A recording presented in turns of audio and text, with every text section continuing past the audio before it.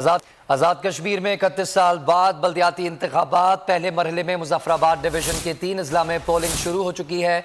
Polling का अमल शाम 5 बजे तक बगैर किसी वक्फे जारी रहेगा। 6,97,000 से जायद वोटर्स हक राय दही इस्तेमाल करेंगे। मुजफ्फराबाद, वादी नीलम और वादी झेलम में 1,314 पोलिंग स्टेशन और 1,884 पोलिंग बूथ्स कायम किए गए हैं।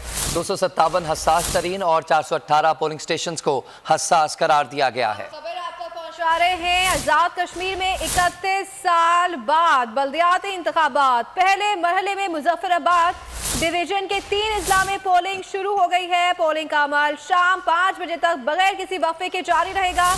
6,97,732 वोटर्स हक राय दही इस्तेमाल करेंगे।